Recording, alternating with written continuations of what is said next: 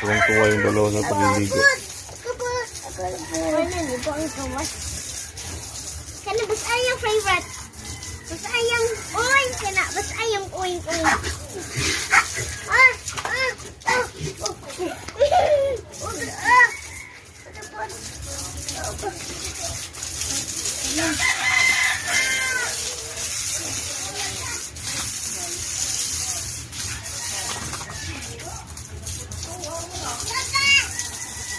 Sa 5 biik na nabili ko mga kabagis, ito yung pinaka Kuha naman baboy, mahaklok ayan ka. siya yung pinaka Kuha naman baboy, atyo. malaki sa 5. Madungog ka, anak.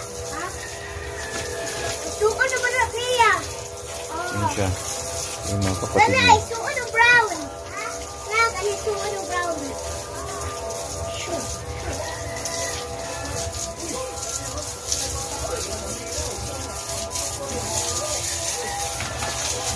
Ito namang kulay brown at itong duro.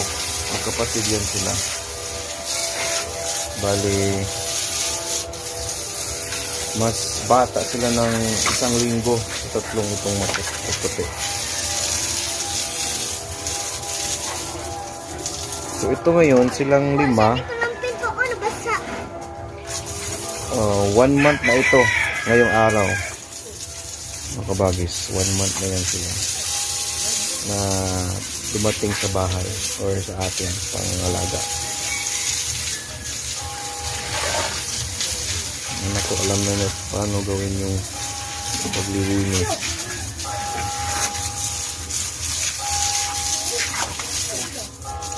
Ano mo yung walang muka, nak?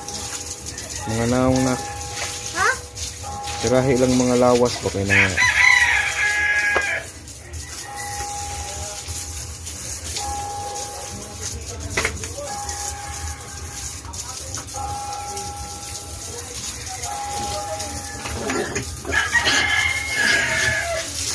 Ito yung aming palaging ginagawa kapag magliligo na sila. Sila talaga yung gustong magpaligo.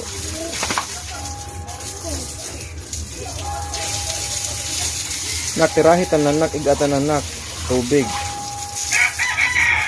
Sila tanan, kana brown, katong akong favorite. Ang big.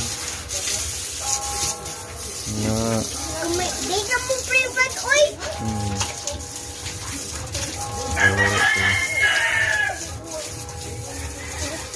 Kawas na panita eh. Bala kong gawing inahin yan kabagis. Yan. Mataas yung mahaba yung katawan, tapos yung total na dede niya is mga 16. Kaya maganda. Ito naman, pwede din itong gawing inahin kasi mahabang katawan niya, yung brown. Ang problem lang kasi dito, matapang siya, inaaway niya lahat.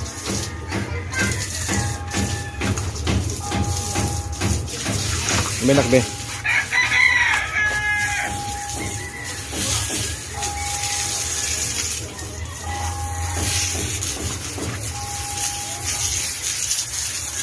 Ako na ngayon naghahawak ng hose. Diba? Ako sa anak. Ako na.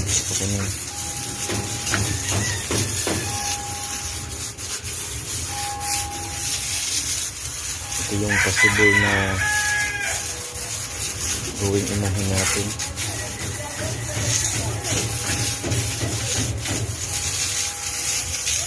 Itong pinakamalaki, kung babae lang to, pwede ito yung pinaka-bet kong pinaka-the best na gawing inahin. Kaso lalaki. Kukis-kisa na!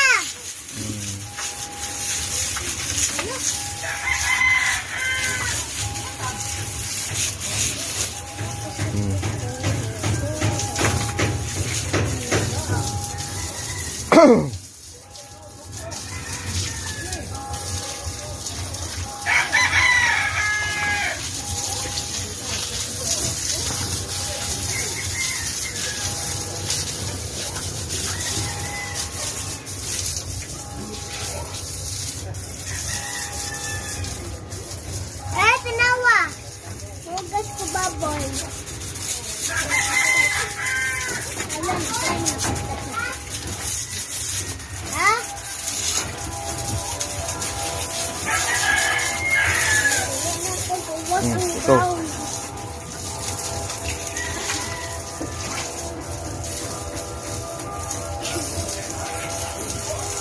What?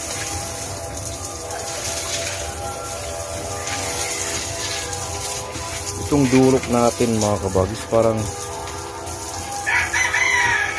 pandak na baba. Kasing height natin. Siya yung pinaka pandak. Pero makapal yung kanyang katawan. Pero yung paa niya ang liit. Para siyang pandak.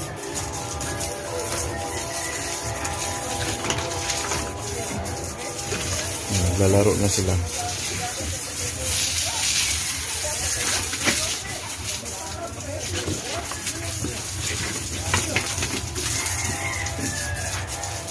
Ito yung pinakamagandang time na pagmasdan sila, pag maligo kasi maglalaro yan sila, takbo-takbo.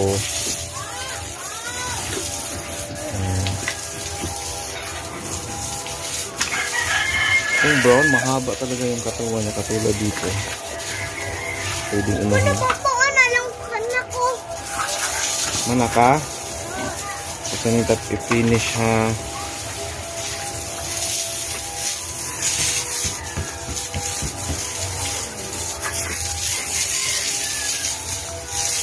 Talagang unlimited tubig tayo dito mga kabagis kasi hindi naman ganun kamahal yung tubig dito. Ito yung maganda na sinabi ko na yung sodas, yung batiyang walang amoy, supposed to be ilagay yan dito sa flooring, pero ayaw ko kasi nga hindi ko magawa ito kung may sodas. Linisin sila ng linis talagang tingnan yung baboy. Gagawin na lang yung mga dumi doon, pupunutin natin yan, doon natin halo sa sodas para walang amoy talaga. So yun, tapos na tayong liguin sila.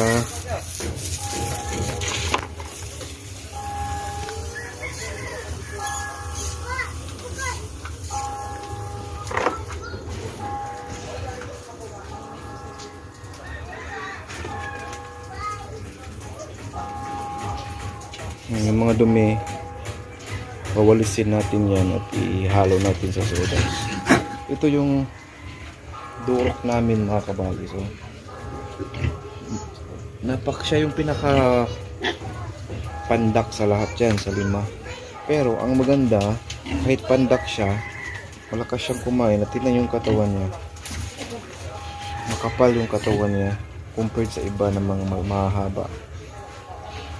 Paa niya ang liit.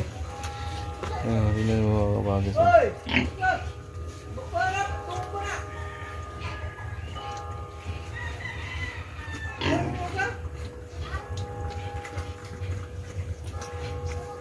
Umiinom na siya. So yun lang siguro mga kabagis. Kukunin ko muna yung damputin ko yung mga dumi.